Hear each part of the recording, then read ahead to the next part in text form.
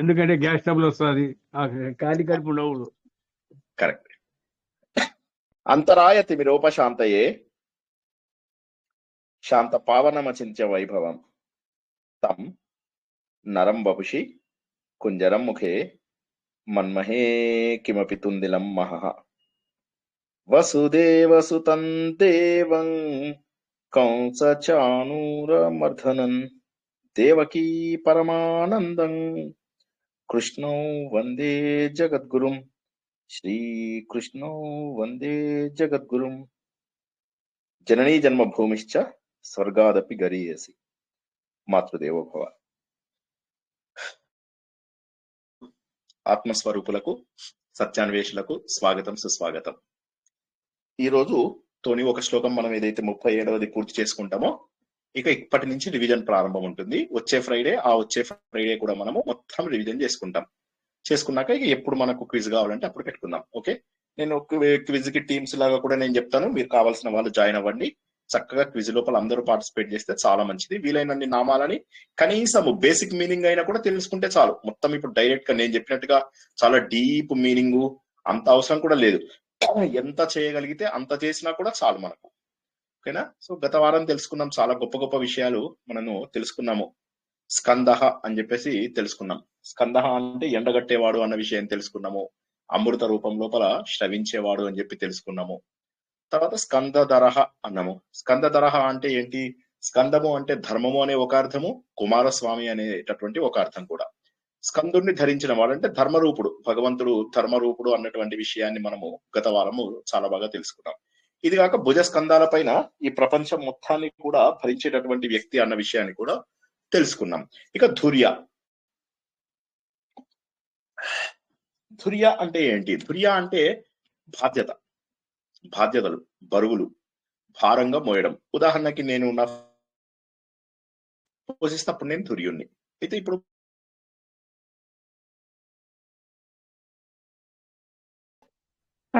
Sir audio video రెండు skip అయింది.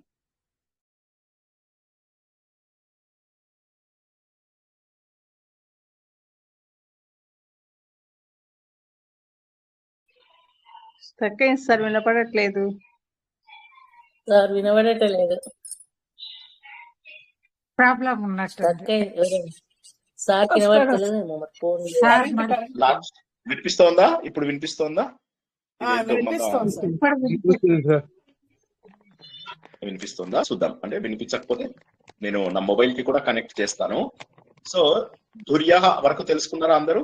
ధుర్య అనేటటువంటిది విన్నారా? విన్నాం సార్. బాధ్యత, బరువులు మోసేవాడు అని చెప్పినారు, అంతే. ఇంకా మళ్ళీ ఆగిపోయింది. మళ్ళీ ఆగిపోయింది సార్, వినపడట్లేదు. మళ్ళీ ఆగిపోయింది సార్. వారికి అర్థం అవుతుంది. మళ్ళీ తిరిగి ఆయన కనెక్ట్ అయ్యేదాకా వెయిట్ చేయండి.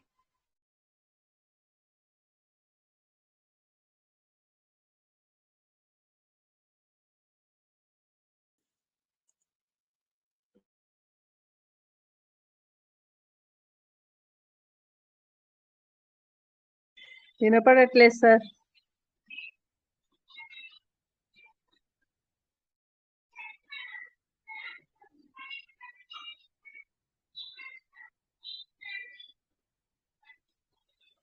వినపడట్లేదు సార్.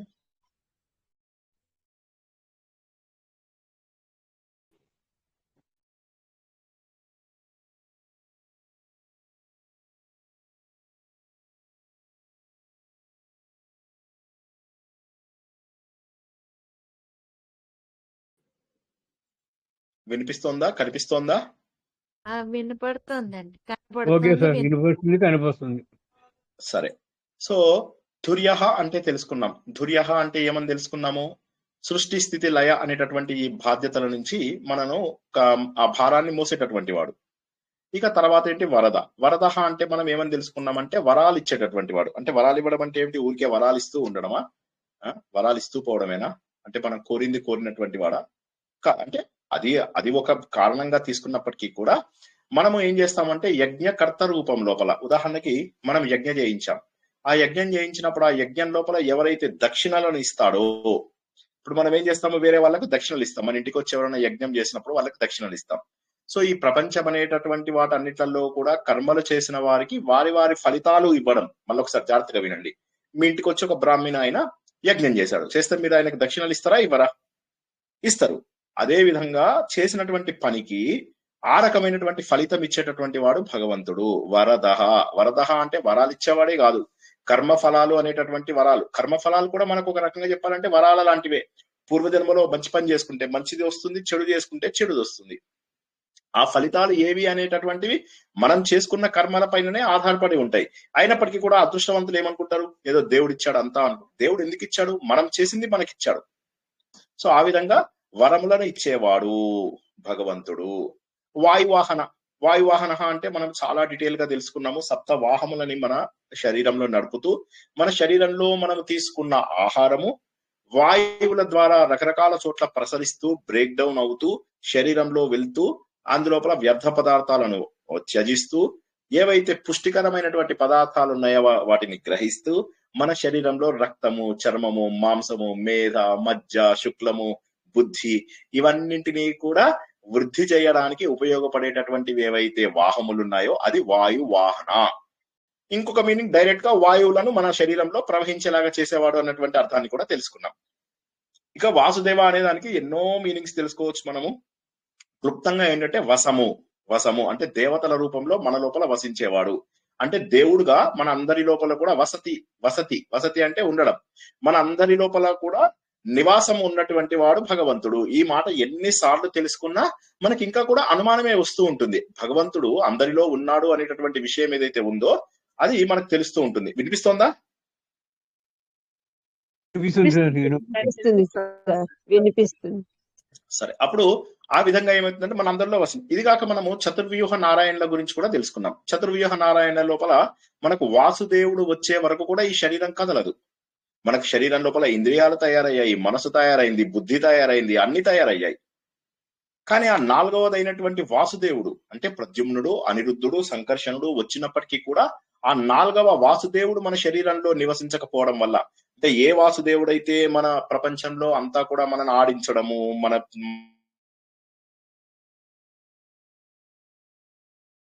హరించేవాడు, ప్రకాశించేవాడు, పుట్టించేవాడు, లయం చేసుకునేటటువంటి వాడు అయినటువంటి ఒక మనలో ఉన్నటువంటి దేవుడు వాసుదేవుడు. సో సింపుల్ గా చెప్పాలి అంటే మనందరిని రక్షిస్తాడు, మనందరి శరీరంలో ఉంటాడు, మనతోని రకరకాల పనులు చేయిస్తాడు. ఆయన లేకపోతే ఈ శరీరం ఏం చేయదు, ఇలా పడిపోతుంది అంతే. దానికి నువ్వు గెలిచావా ఓడావా అవసరం లేదు. ఈ ప్రకృతి లోపల మన ఆటలు అవసరం లేదు. కానీ వాసుదేవుడు ఉన్నప్పుడు మాత్రం నేను గెలవాలి. ఇప్పుడు క్రికెట్ మ్యాచ్ చూస్తున్నంతసేపు దేవుడా ఇంకొక 6 కొడితే బాగుండు, ఇంకో 6 కొడితే బాగుండు అని అందరం ప్రార్థించాం. సో అట్లాగంటే ఏంటంటే ఆ కోరికను ఏదైతే మనకి తెప్పిస్తాడో ఆయన వాసుదేవుడు. గెలవాలనే కోరిక తెప్పించేవాడు, బతకాలనే కోరిక తెప్పించేవాడు, ఉత్సాహంగా ఉన్న కోరిక తెప్పించేవాడు, ఆఖరికి మనం మోక్షం కూడా కావాలి అనేటటువంటి కోరిక తెప్పించేవాడు కూడా భగవంతుడే. ఆయననే వసు దేవుడు, మన లోపల ఉన్నటువంటి వాడు వాసుదేవుడు. డైరెక్ట్ మీనింగ్ మీకు తెలుసు, వసుదేవుని యొక్క కుమారుడు అని కూడా తెలుసుకున్నాం మనం గత వారం. ఇక బృహత్ భాను. బృహత్ భాను అంటే పెద్ద పెద్ద కిరణాలు, అంటే మామూలు కిరణాలు కాదు. బృహత్ అనే దానికి మనము అర్థం కూడా తెలుసుకున్నాం. బృహత్ చాలా పెద్దది. ఆ బృహత్ భాను అంటే, బృహత్ అంటే మనం ఏమనుకున్నాము, చాలా పెద్దది అంటే కదలనిది, అది కదిలినా కూడా మనకు కనిపించనిది. దానికి మనం ఏమని ఎక్స్ప్లెయిన్ చేసుకున్నాం, ఉదాహరణకి భూమి. భూమి చాలా కదులుతుంది, చాలా పెద్దది భూమి. భూమి అంటే పృథివీ, విస్తరింపినది, వ్యాప్తి చెందినటువంటి దాన్ని పృథివీ అంటారు. అంత పెద్ద భూమి కదలకుండా మనకు కనిపిస్తోంది. సో అలా విస్తారంగా ఉన్నటువంటిది కదలనటువంటిది ఏదైతే ఉన్నదో అంటే అది భగవంతుడి యొక్క తత్వము. ఆ కదలనటువంటి భగవంతుడి తత్వము, నిశ్చలంగా ఉన్నటువంటి ఆ భగవంతుడి తత్వము, నిశ్చలంగా మన మనస్సు, బుద్ధి, మన యొక్క ఆత్మస్వరూపము ఇవన్నీ కూడా నిశ్చలంగానే ఉండాలి. అప్పుడు అందులోపల వచ్చేటటువంటి ప్రకాశము, జ్యోతి ఏదైతే ఉందో అది భానువు, అందులోపల ప్రకాశము. నిశ్చలమైనటువంటి మన రూపాన్ని తెలుసుకోవడానికి కావలసినటువంటి ప్రకాశము కూడా బృహత్ భానువు. బృహత్ భానువు అంటే ఆ కాంతిని ఇచ్చేటటువంటి వాడు. ఏ కాంతిని, కాంతి అంటే పెద్ద లైట్ వేసి ఇచ్చేవాడు కాదు, మన లోపల ఆ జ్ఞానాన్ని కలిగించేవాడు బృహత్ భాను. పెద్ద పెద్ద కిరణాలు ఏవైతే ఉంటాయో అవి సూర్యుడికి చేరుకుంటాయి, తర్వాత చంద్రుడికి చేరుకుంటాయి, తర్వాత భూమిలోకి వస్తాయి, తర్వాత మనకు ఆహారంగా వస్తుంది. ఇది ఒక మీనింగ్. రెండవ మీనింగ్ ఏంటంటే బృహత్ అంటే చాలా పెద్దది. చాలా పెద్దది ఉదాహరణకు భూమి. కదలకుండా ఉంటది. అలా కదలకుండా ఉండేది ఏంది, ఎప్పటికీ కూడా నిశ్చలంగా ఉండేది ఏంది, ఒక్క ఆత్మస్వరూపం మాత్రమే. ఆ ఆత్మస్వరూపాన్ని తెలుసుకోజేయడం కూడా బృహద్భాను అన్న విషయాన్ని మనం గత వారము చాలా అద్భుతంగా తెలుసుకున్నాము. ఇక ఈయనని ఆదిదేవ అన్నము. సరే, ఆదిదేవుడు అన్నప్పుడు మనం మొట్టమొదటి దేవుడే ఈ సృష్టికి కారణము, మిగతా అందరు దేవతలకు కూడా ఈయనే కారణము, ఈయన లేకపోతే ఇక వేరేది లేదు అన్నటువంటి విషయాన్ని మనం తెలుసుకున్నాం. అంటే స్వయం ప్రకాశకుడు, ఎవరైతే సూర్యుడిని చంద్రుడిని అన్నింటి లోపల కూడా ప్రకాశాన్ని ఇచ్చేవాడు, అన్నింటి లోపల కూడా చలనం ఇచ్చేవాడు, మిగతా దేవుళ్ళందరికీ కూడా దేవదేవుడు, ఓకే, జగన్నాథుడు అనే ఇన్ని మీనింగ్లు మనము ఆదిదేవ అనే దానికి తీసుకోవచ్చు. పురంధర, ఈ పురంధర అనే దానికి మనం ఏమనుకున్నామంటే పురాలను నాశనం చేసేవాడు, పురాలను ధరించేవాడు అని రెండు అర్థాలు తీసుకున్నాం. పురాలను నాశనం చేసేవాడు అంటే మనకు లయం కల్పించి మోక్షం ఇచ్చేవాడు, అంటే మళ్ళీ మనకు శరీరము అవసరము లేనటువంటి స్థితికి తీసుకెళ్లేవాడు అని ఒక అర్థం తీసుకున్నాము. మరొక అర్థం ఏం తెలుసుకున్నాము, పురాన్ని ధరించినవాడు అంటే పురము అంటే శరీరం, ఈ శరీరాలు అందరి శరీరాలను తానే ధరించినటువంటి వాడు ఆత్మరూపంలో, అందరిలో ఆత్మరూపంలో ఉన్నాడు కాబట్టి ఈ పురములన్నీ కూడా ధరించిన వాడు భగవంతుడే అన్నటువంటిది ఇంకొక మీనింగ్.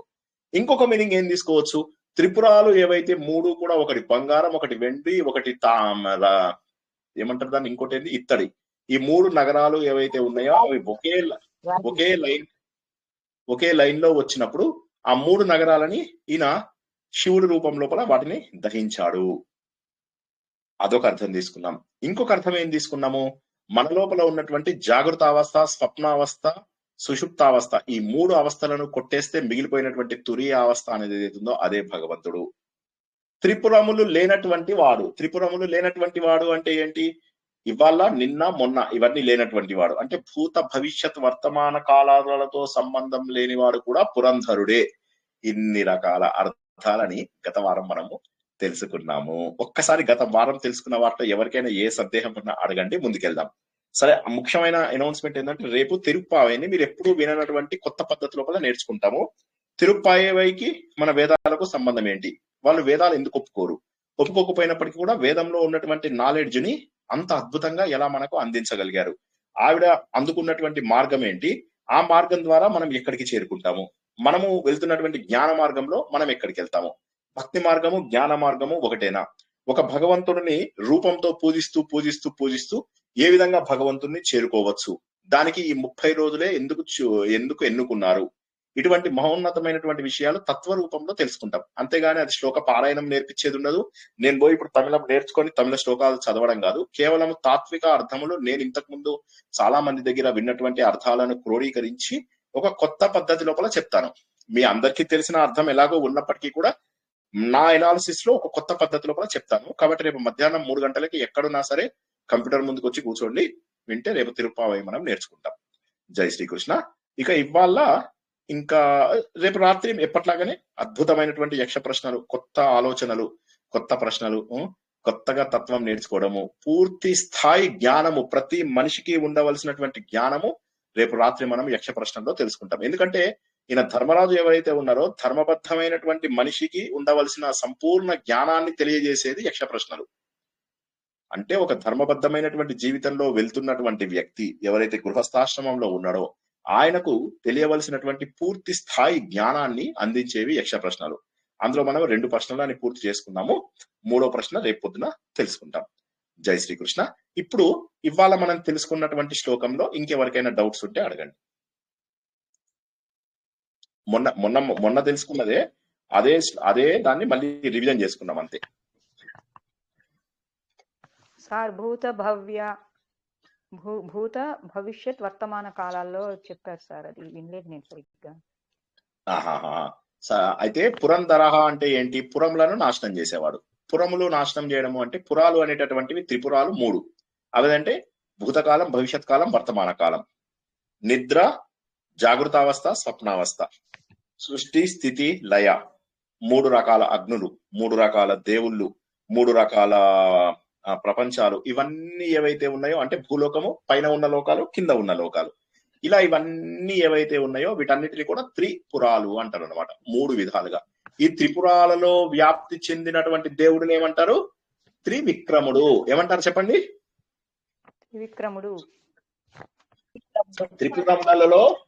త్రిపురములలో వ్యాపించి ఉన్న వ్యక్తిని త్రివిక్రముడు అని అంటారు.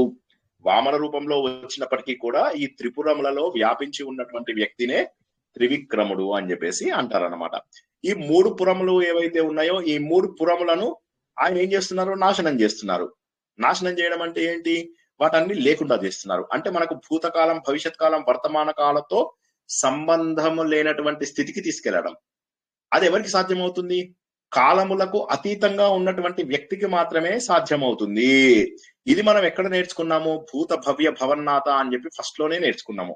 భూతకాలము, భవిష్యత్ కాలము, వర్తమాన కాలము, ఈ 3 కాలాలకు అతీతమైనటువంటి వాడు. అర్జునుడికి కూడా ఏమంటాడు? నువ్వు ఏ కాలంలో ఎక్కడికైనా వెళ్ళొచ్చు, ఇప్పుడు నువ్వు ఒక కాలానికి పరిమితం కావు అని చెప్పి చెప్తాడు. ఆ విధంగా ఈ కాలములతో సంబంధం లేని స్థితి ఉన్నటువంటి వాడు, మనని ఆ స్థితికి తీసుకెళ్లేవాడు. ఆయన పురంధరుడు. ఇంకెవరైనా ఏ ప్రశ్న అయినా అడగండి, మొహమాటం లేదు. ఎంత వీలైతే అంత తెలుసుకుందాం. అంతకు ముందున్న శ్లోకం చెప్పమంటారా ఒకసారి? అచ్యుత ప్రతిత ప్రాణ ఒకసారి చెప్పనా? అది కూడా చెప్పండి సార్. చెప్తానైతే అది కూడా ఒకసారి చెప్తా. పోనీ ఒకసారి ఎవరైనా చదువుతారా? నాకు మొత్తం నోటికి లేదు, అంటే వచ్చు గాని కొద్దిగా ఇవి. అచ్యుత ప్రతిత ప్రాణ ప్రాణదో వాసవానుజః అపాం నిధిరధిష్టానం అప్రమత్త ప్రతిష్ఠితః. కరెక్ట్. ఆ ప్రాణదో వాసవానుజ దగ్గర నేను కన్ఫ్యూజ్ అయ్యాను. ఓకే, సరే చెప్తాను. మీరు ముందు అచ్యుత, చ్యుతము కానటువంటి వాడు. చ్యుతము కానటువంటి వాడు అంటే పట్టు లేనటువంటి వాడు. ఆయనను ఎవరు బంధించలేనటువంటి వాడు. ఏ రకమైనటువంటి వికారములకు గురి కానటువంటి వాడు అని చెప్పేసి అర్థం. దాన్ని అచ్యుత అంటారు. మళ్ళీ గుర్తుంచుకోండి, వచ్చే వారం కూడా ఇలాగే మనం శ్లోకాలని వెనకకు వెళ్ళి నేర్చుకుందాం. ఒకసారి ముందుకొస్తూ నేర్చుకుందాం. ఓకేనా? 2-3 వారాల పాటు చక్కగా రివిజన్ చేయిస్తాను. దయచేసి మళ్ళీ చెప్తున్నాను, అడ్డగోలు పారాయణలు చేసే బదులుగా ఒక విష్ణు సహస్రనామాన్ని అర్థం తెలుసుకొని చెయ్యండి. లలితా సహస్రనామం కూడా కరెక్టే, కానీ ఇప్పుడు అది తెలుసుకోవడం చాలా కష్టం. లలితా సహస్రనామం మళ్ళా మనం ఆల్రెడీ చెప్పుకొని కూడా 2 ఏళ్ళు అయింది ఇప్పుడు. కాబట్టి విష్ణు సహస్రనామాన్ని కనీసం, అందుకే ఈసారి ఏంటంటే బాగా స్ట్రిక్ట్ గా మనము 2 ఏళ్ల పాటు విష్ణు సహస్రనామమే నేర్చుకుందాం. ప్రతిదీ కూడా రివిజన్ చేసుకుంటూ నేర్చుకుందాం. అవే చదవండి. ఇంకా ఇప్పటి వరకు నేర్చుకున్నటువంటి సుమారుగా 36 శ్లోకాలు ఏవైతే ఉంటాయో వాటిని చదువుకోండి, అర్థం తెలుసుకుంటూ. అచ్యుత, చ్యుతము కానటువంటి వాడు. చ్యుతము కాడు అంటే వికారాలు కూడా ఉండవు, పట్టుకోవడం అనేటటువంటివి వీలు కావు. వికారాలు అంటే ఏంటి? పుట్టడం నుంచి మనకు మరణం వరకు ఉండేటటువంటిది. పుట్టడము, ఉండడము, పెరగడము, తర్వాత మార్పు చెందడము, క్షీణించడము, మరణించడము, ఇవన్నీ ఏవైతే ఉంటాయో వికారాలు. నాకు బాగా వికారంగా ఉందండి అంటే ఆ వికారం కాదు. ఇక్కడ వికారము అంటే మార్పు చెందేది అని. అచ్యుత అంటే మార్పు చెందినటువంటి వాడు. ప్రథిత అంటే బాగా ప్రతిష్ఠ చెందినటువంటి వ్యక్తి. ఏ విధంగా ప్రతిష్ఠ చెందాడు? తన పనుల వల్ల, తను చేసేటటువంటి పనుల వల్ల ప్రతిష్ఠ చెందేవాడు. ఉదాహరణకి ఏం చెప్పుకుంటాము? క్రికెట్ ఆడేవాడు. నేను ఇంతకుముందు ఏం ఎగ్జాంపుల్ చెప్పానో తెలియదు, మీకు జ్ఞాపకం ఉంటే చెప్పండి. నాకు తోచిన ఎగ్జాంపుల్స్ ఇప్పుడు నేను ఆన్ ద స్పాట్ వచ్చినవి చెప్తున్నా. క్రికెట్ ఆడుతున్నాడు ఒక వ్యక్తి. క్రికెట్ ఆడుతుంది, ఎందుకంటే ఇప్పుడే క్రికెట్ చూసా కాబట్టి క్రికెట్ ఎగ్జాంపుల్ చెప్తున్నాను, అంతే, ఏం లేదు. ఏం చేశాడు హార్దిక్ పాండ్యా? వచ్చేసేసి వాళ్ళ ఖచ్చితంగా యువరాజ్ సింగ్ రికార్డు బద్దలు కొడతాడేమో అనిపించింది ఒక సమయం లోపల. 7 బాళ్ళకి 31 కొట్టాడు. సో యువరాజ్ సింగ్ 12 బాళ్ళకి 50 కొట్టాడు. సో గ్యారంటీగా యువరాజ్ సింగ్ రికార్డు బ్రేక్ అవుతుందని నేను మా అబ్బాయి టెన్షన్ గా చూస్తున్నాం. చూస్తుంటే ఏమైంది? ఎక్కడ లేని టెన్షన్స్ నాకు క్రికెట్ తో వస్తున్నాయి. ఏం చేయమంటారు చెప్పండి? అసలు దేనికి టెన్షన్ పడను, పట్టించుకోను. ఈ క్రికెట్ మాత్రం నన్ను వదులుతలేదు. ఎట్లుందంటే తెలుసా ఇది? నేను ఎప్పుడు ఒక కథ చెప్తాను, గుర్తుందా? ఏం కథ చెప్పండి? జడభారతుడు కథ సార్. చెట్లు పట్టుకోండి సార్, చెట్లు పట్టుకోండి. చెట్టును పట్టుకొని వాళ్ళ ఫ్రెండ్ చెట్టును పట్టుకొని ఉన్నాడు అనే విషయం చెప్తారు. ఇప్పుడు నా పరిస్థితి అట్లా ఉంది. ఆ క్రికెట్ నన్ను వదులుతలేదు. సార్ మీరు అప్పుడు చెప్పింది రాముడు కృష్ణుడు గొప్ప పనులు చేయటం అట్లా సో అట్లాగా మీరు వదలాలని అనుకోవట్లేదు సార్, లేకపోతే అది మీకు ఎంత విషయం. ధర్మాల ద్వారా ప్రతిష్టని పొందినవాడు, మహిమని పొందినవాడు అని చెప్పారు సార్. రాముడు కృష్ణుడు మొదలైన వారు గొప్ప పనులు చేయటం వల్ల తెలియదు. అది ఓకే. నేను చెప్తున్నది ఇప్పుడు, నేను అన్నది ఇప్పుడు. సో క్రికెట్ ఎందుకు ఎగ్జాంపుల్ చెప్పాను అంటే, క్రికెట్ చూస్తున్నా కాబట్టి క్రికెట్ ఎగ్జాంపుల్ చెప్పాను. అంటే ఆ పేరు వల్ల క్రికెట్ లోపల ఎవరికి పేరున్నది? సచిన్ టెండూల్కర్ పేరుంది. ఫుట్బాల్ వల్ల ఎవరికి పేరుంది? మెస్సీకి పేరుంది, రొనాల్డోకి పేరుంది, పీలీకి పేరుంది. ఇట్లా ఎవరెవరైతే ఉంటారో వాళ్ళందరికీ ఒక్కొక్క గొప్ప పని వల్ల ఒక్కొక్కడికి. కానీ దేవుడికి ఏంటి? అనేకమైనటువంటి గొప్ప పనులు చేశాడు, ఎన్నో అవతారాలు ఎత్తాడు. ఆ గొప్ప పనులు అన్నిటి వల్ల మనం గుర్తుపెట్టుకుంటాం. మళ్ళీ ఒకసారి అర్థం చేసుకోండి ప్లీజ్ ప్లీజ్ ప్లీజ్. దేవుడికి రూపం లేదు.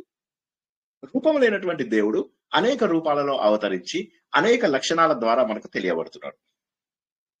విష్ణు సహస్రనామంలో కొన్నిసార్లు ఏమవుతుందంటే డైరెక్ట్ గా ఆ రూపానికి సంబంధించినటువంటి పేరు కూడా వస్తుంది ఒక్కొక్కసారి. శిఖండి అనేది మనం ఇంతకు ముందు తెలుసుకున్నాం. కావాలంటే ఒకసారి మళ్ళీ వెనక్కి వెళ్ళి ఆ శ్లోకం కూడా నేర్చుకుందాం.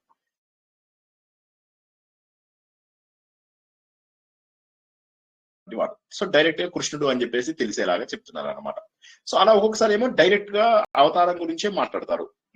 ఇంద్రుడి యొక్క తమ్ముడు ఉపేంద్రుడు అంటారు, వాసవానుజ అంటారు. ఇక్కడ ఏమవుతుంది, డైరెక్ట్ గా మనకు అలా చెప్పినప్పుడు ఏమవుతుందంటే డైరెక్ట్ గా మనకు దేవుడి యొక్క రూపం తెలుస్తుంది. ఈయన విష్ణుమూర్తి అనేవాడు ఇంద్రుడి యొక్క తమ్ముడుగా అవతారం ఎత్తాడు, వామనుడు అని చెప్పి.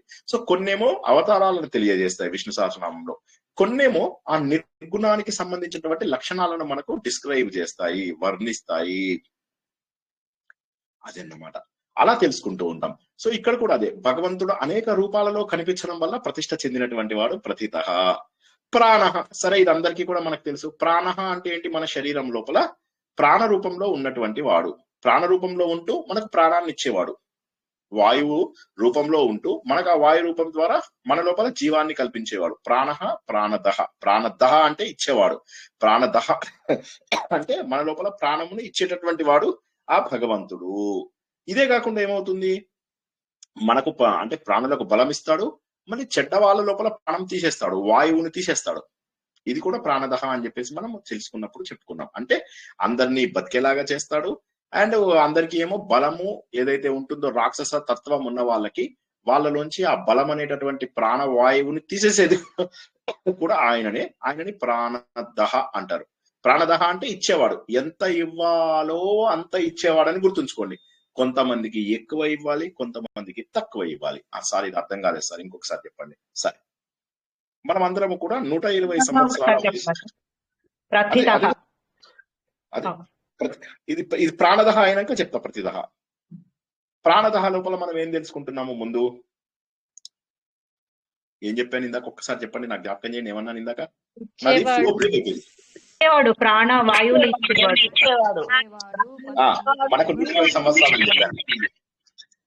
మనకు 120 సంవత్సరాలు అని చెప్పాను. ఓకే, 120 సంవత్సరాలు అంత ఆయుష్ ఇచ్చేవాడు. 120 సంవత్సరాలు ఇచ్చాడు. 120 సంవత్సరాలు ఇచ్చిన తర్వాత ఏమవుతుంది, మనము 120 సంవత్సరాలలో ఎంత ప్రారంధం అయితే అనుభవించాలో అంత ప్రారంధం ఇస్తాడు.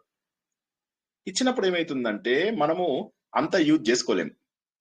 మనం చేసినటువంటి పాపాల వల్ల, వాటి వల్ల భూమి మీద మనకు నూకలు చెల్లిపోతాయి. చెల్లిపోయిన తర్వాత ఏమవుతుంది, మనం తీసుకునే శ్వాసలు కొన్ని ఎక్కువ తీసుకుంటాం, కొన్ని ఇవి దేవుడు ఏం చేస్తారంటే మెల్లమెల్లగా శ్వాసలు తగ్గించేస్తాడు. తగ్గించేసేది 100 ఏళ్ళు బతకాల్సిన వాళ్ళని 60 ఏళ్ళకే తీసుకెళ్లిపోతాడు. తీసుకెళ్లిపోవడం వల్ల ఏమవుతుంది, కొంత కర్మ మనం చేయవలసింది, కొంత అనుభవించవలసినటువంటి కర్మ కూడా మిగిలిపోతుంది. ఇది మళ్ళీ ప్లాన్ చేసి వచ్చే జన్మలకు ఆయననే తీసుకురావాలి. సో దుర్యహ అని ఇందాక ఏదైతే ఒక పదం తెలుసుకున్నామో తర్వాత శ్లోకంలో, చాలా కష్టమైనటువంటిది. ఇంత ప్లానింగ్ ఎవరి వల్ల సాధ్యం? ఎంత మిగిలిపోయిందో అంత అక్కడ ఇచ్చేవాడు. సో ఇప్పుడు ఇక్కడ ప్రాణదహ అంటే ఎవరికి ఎంత ఆయుష్ ఇవ్వాలో అంత ఆయుష్ ఇస్తాడు. వారు చేసేటటువంటి పనుల వల్ల కొంతమందికి ఎక్కువ ప్రాణాలు ఇస్తాడు, కొంతమందికి తక్కువ ప్రాణాలు ఇస్తాడు. కానీ ప్రాణాలు ఇచ్చేది మాత్రము భగవంతుడే. ప్రాణ దహ, ద అంటే ఇచ్చేవాడు. ముందు ప్రాణదహ అర్థం కాని వాళ్ళు అడగండి. ఇందాక ఎవరో ప్రతితహ అన్నారు, మళ్ళీ వెనక్కి వెళ్ళి అర్థం చేపిస్తా. హలో సార్, ప్రాణదహ రెండింటికి డిఫరెన్స్ ఏంటి సార్? ప్రాణహ అంటే ప్రాణదహ అంటే ప్రాణం ఇచ్చేవాడు. ప్రాణహ అంటే ప్రాణ రూపంలో వాయు రూపంలో ఉండేవాడని, వాయు రూపంలో ఉండేవాడని. దా అంటే ఇచ్చేవాడు, దా అంటే ఇచ్చేవాడు. సుఖము సుఖద, మోక్షము మోక్షద.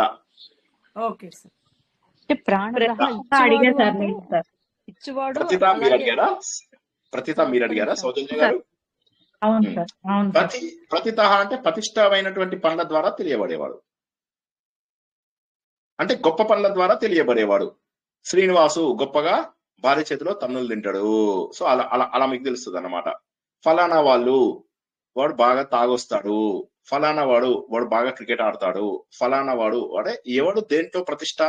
మీరు చేసేటటువంటి పనుల వల్ల మీకు ప్రతిష్ట వస్తుంది. నరేంద్ర మోడీ గారు గొప్ప వ్యక్తి, సో వారు చేసేటటువంటి పనుల వల్ల వారు ప్రతితః. సో అలాగ మనకేంటంటే ఎవరెవరు చేసేటటువంటి గొప్ప పనుల వల్ల వాళ్ళని రికగ్నైజ్ చేస్తాం. కానీ ప్రపంచంలో ఉన్నటువంటి అన్ని గొప్ప పనులు చేస్తున్నటువంటి ప్రతిష్టకరమైనటువంటి పనులు చేస్తూ గుర్తింపబడేవాడిని ప్రతితః అంటాం. జై శ్రీకృష్ణ సార్. అందరూ మొహమాట పడుకుంటూ అడగాలి ప్లీజ్. నేను ఇది మీకు ఇంత టైం ఇస్తున్నప్పుడు మీరు అడగకపోతే బాధేస్తుంది. అడిగితే సంతోషపడతా, నేను అడగకపోతే బాధపడతా. సార్ చెప్పరు ఇంకోసారి. ప్రాణహాన ప్రాణదహన, మీ వాయిస్ బ్రేక్ అయిందమ్మా. ప్రాణదహ రాసుకున్నాను సార్. మర్చిపోయాను చెప్పింది విన్నా. ప్రాణహ అంటే ప్రాణవాయువు రూపంలో ఉండేవాడు. ప్రాణహ అంటే ప్రాణవాయువు రూపంలో సూక్ష్మంగా ఉండేవాడు, అది ప్రాణం. క్లియర్. ప్రాణదహ అంటే ఇచ్చేవాడు, ప్రాణాన్ని ఇచ్చేవాడు. ఎంత ఇచ్చేవాడు? ఎన్ని శ్వాసలు మనకు అవసరమో అన్ని శ్వాసలు ఇస్తాడు. ఆ శ్వాసలని మనం ఏం చేస్తాము, కొంతమంది 120 సంవత్సరాలు బతికి వాళ్ళ కర్మలన్నీ చక్కగా ఈ వేడి నీళ్లు కూడా నా దగ్గిస్తలేవు. సో అయితే ప్రాణము ఏదైతే ఉందో అది ఇచ్చినప్పటికీ ఆ వయస్సు మనం 120 సంవత్సరాలని మనం ఉపయోగించుకుంటే భగవంతుడు ఎంత కర్మ అయితే మనకు ఈ జన్మలో చేసుకోమని చెప్తాడో అంత కర్మని చక్కగా మనం చేసుకోగలుగుతాం. కానీ ఏమవుతుందంటే దురదృష్టవశాత్తు మనం 70 ఏళ్ళకి 80 ఏళ్ళకి చనిపోవడం వల్ల కొంత మనకు మిగిలిపోతుంది. అది మళ్ళీ వచ్చే జన్మలకు ట్రాన్స్ఫర్ చేయాలి. సో ప్రాణము ఇచ్చేటటువంటి వాడు భగవంతుడు. ఎంత ఇవ్వాలి? మన కర్మలను బట్టి 120 సంవత్సరాలు బతికేవాడిని 70 ఏళ్ళు బతికిస్తాడు, 80 ఏళ్ళు బతికిస్తాడు, 60 ఏళ్ళు బతికిస్తాడు, 50 ఏళ్ళు బతికిస్తాడు. ప్రాణం ఎంత ఇవ్వాలో ఆయనకు తెలుసు. రాక్షసులలోంచి తీసేసుకుంటాడు, దేవతలకు ఇస్తాడు అని కూడా ఒక అర్థం మనకు పుస్తకాలలో దొరుకుతుంది. ఇక్కడ కూడా ఏంటంటే మనకు ప్రాణం ఇచ్చేటటువంటి వాడు ప్రాణదహ. ఇంకా అడగండి ఎవరైనా ప్రశ్నలు. అచ్యుతః అర్థమైందా అందరికి? అర్థం ఎందుకో కొంతమంది సిగ్గుపడుతున్నారేమో అనిపిస్తుంది. అర్థమైంది సార్. అర్థమైంది సార్. ఎందుకు అందరు సిగ్గుపడుతున్నారు కొంతమంది? ఇప్పుడు రివిజన్ లో కూడా సిగ్గుపడుతున్నాగా.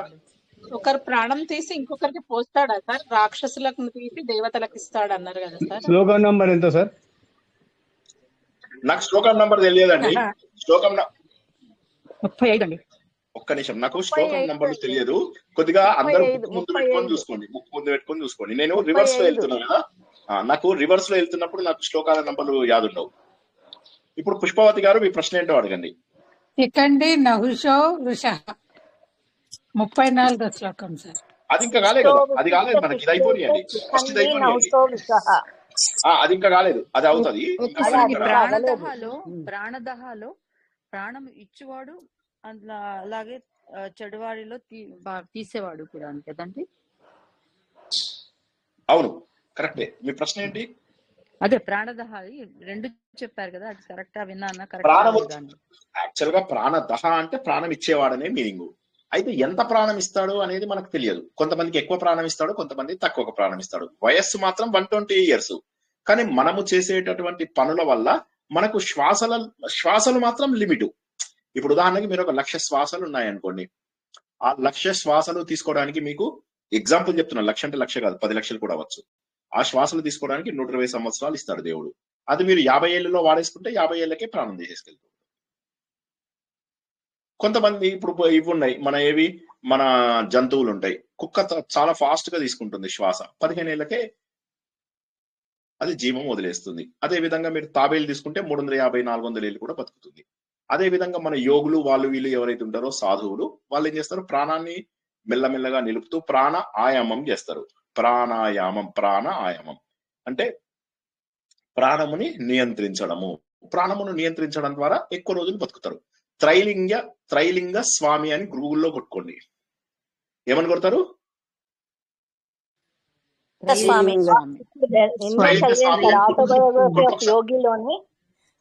ఆటోబయోగ్రఫీ ఆఫ్ యోగిలోనే అతని గురించి చర్చ వచ్చింది. 300 years నిన్నే ఉన్నారు. ఆయన 3 different centuries లో ఉండడం వల్ల మనకేమైందంటే 3 different centuries లో జనాలు ఆయనని వాళ్ళ పుస్తకాలలో మెన్షన్ చేశారు. అందువల్ల మనకు ఆయన చెప్పింది కరెక్ట్ అని చెప్పి తెలుస్తుంది. 300 సంవత్సరాలలో 3 different generations లో ఆయన ఉన్నాడు. ఒకసారి నాకు రిమైండర్ పెట్టండి, ఆయన జీవిత చరిత్ర గురించి ఒక రోజు తెలుసుకుందాం. అయితే సో ఇప్పుడు కమింగ్ బ్యాక్ టు ఇది ప్రాణదహ అంటే ఎంత ప్రాణాలు ఇవ్వాలో అంత ఇస్తాడు. అది మనం వాడుకున్న దాన్ని బట్టి మొత్తం కర్మలు ఈ జన్మలో వాడుకోలేం. మనకి ఇచ్చిన ప్రారంభం అంతా కూడా ఈ జన్మలో వాడుకోలేం, కొద్దిగా మిగిలిపోతుంది. అది మళ్ళీ వచ్చే జన్మకి వెళ్ళిపోతుంది. అది ఇచ్ఛాశక్తి, క్రియాశక్తి, జ్ఞానశక్తి అని కూడా చెప్పారు సార్ ఆ రోజు. ఇచ్ఛాశక్తి, క్రియాశక్తి, జ్ఞానశక్తి ఇచ్చేవాడు అని చెప్పారు. ప్రాణదాక్ష. కరెక్ట్, అవి ప్రాణం ఉంటేనే వస్తాయి కాబట్టి కరెక్ట్, ఆ అర్థం కూడా తీసుకోవచ్చు. మనకు ఆ విధంగా శక్తి మనకి ఇచ్చేవాడు. కరెక్ట్. సార్ చిన్న డౌట్ సార్. ఇప్పుడు ఎంత శ్వాసలు మనం వాడుకుంటామో దాన్ని బట్టి మన ఆయుష్ ఉంటుందని అనుకున్నాం కదా. ఇప్పుడు కొంతమంది 96 years 98 years మన కుటుంబాల్లోనే ఉన్నారు కదా. అంటే వాళ్ళు ఆల్మోస్ట్ పూర్ణ ఆయుష్ లాగా ఉన్నట్టున్నారు. అంటే ఎంతో లేదు ఇంకా ప్రారంధం, అంతే కదా సార్? ఈ జన్మ ప్రారంభం. అవును, ఈ జన్మలో అనుభవించేదాన్ని ప్రారంభం అంటాం. సో వాళ్ళు పూర్తిగా ప్రారంభం లక్కీగా అనుభవించినట్టు లెక్క. సో కానీ సంచితం అలాగే ఉంటుంది. సంచితంలో ఏమైందో తెలియదు మనకు. సంచితంని వాళ్ళు కాల్ చేశారా లేదా తెలియదు, కానీ ప్రారంభం మాత్రం ఫుల్ గా అనుభవించి ఉంటారు. అంతవరకు మనం చెప్పగలుగుతాం. మనము కొన్ని కోట్ల జన్మలలో చేసుకున్న పాపములను పుణ్యములను ఒక సంచి వేసుకుని భుజం మీద పెట్టుకుంటాం. దానిని సంచితము అంటాము, లేదా ఇంగ్లీష్ లోపల క్యుములేటివ్ అంటాం. ఈ జన్మలో ఇంత అనుభవించడానికి తీసుకుంటాం, అందులోంచి ఇంత, దీన్ని ప్రారంధం అంటారు. సంచిలోంచి కొద్దిగా తీసుకుంటాం అన్నమాట, అది ప్రారంధం. ఏదైతే తీసేసుకున్నామో అది వాడేసుకోవాలి. తర్వాత వాడుకున్నప్పుడు ఏమవుతుంది, కొత్త పాపములు కొత్త పుణ్యాలు చేస్తాం, మళ్ళీ అవి కూడా వెళ్ళి సంచిలో పడతాయి అన్నమాట. జై శ్రీకృష్ణ. క్లియరా అందరికి? ముందుకెళ్ళనా? ఆగామి కదండి సార్ ఇప్పుడు చేసే ఈ జన్మలో చేసే పాపాలు పుణ్యాలన్నది. Okay sir. ఆగామి వెళ్ళి సంచితంలో కలుస్తుంది.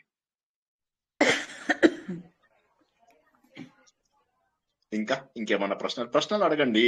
ఎందుకంటే అద్భుతమైన విషయాలు నేర్చుకుంటున్నాము. మళ్ళా లైఫ్ లో నేను అదే అంటున్నాను, అన్నిటికంటే గొప్పది జ్ఞానము. ఇది చేస్తే మీకు మీ పారాయణలు, మీ పూజలు, మీ పిచ్చి నోములు ఇవన్నీ మనల్ని దేవుడి దగ్గరికి తీసుకెళ్ళవు. ఈ జ్ఞానం ఒక్కటే వచ్చే జన్మలో మంచి సాధన చేసే కుటుంబంలో పుట్టేలాగా చేస్తాయి. దయచేసి ఎక్కువ ప్రశ్నలు అడిగి ఎక్కువ నాలెడ్జ్ పెంచుకోండి. పెంచుకున్న తర్వాత ఆలోచించండి. ఈ 2 పనులు చేయండి. ఎంత వీలైతే అంత ఆచరించండి. వచ్చే జన్మలో గొప్ప జన్మలోకి వెళ్తాం. శ్వాస మీద గ్యాస్ పెట్టమంటారు కదా, అప్పుడు శ్వాసలు ఎక్కువ అయిపోతాయి కదండి, ఖర్చు అయిపోతాయి కదా. అవును ఖర్చు అయిపోతాయి. అది ఎలా అండి? అది దాని గురించి ఏదో చెప్పండి. అది శ్వాస మీద ధ్యాస పెట్టమంటారు కదా, అది చేయడం వల్ల ఏంటి అంటున్నాను. అది ఫోకస్ కోసం అని చెప్పి, అది ధారణ కోసం అని చెప్పి చేస్తాం. అది ధారణ కోసం చేస్తాము. ధారణ అంటే ఏంటి? ఫోకస్, కాన్సంట్రేషన్ కోసం చేస్తాం. అంటే శ్వాసని ఎక్కువ తీసుకోమని కాదు కదా, నిదానంగా తీసుకుంటూ దానిని అబ్జర్వ్ చేయమని. ఎందుకు అబ్జర్వ్ చేయాలి?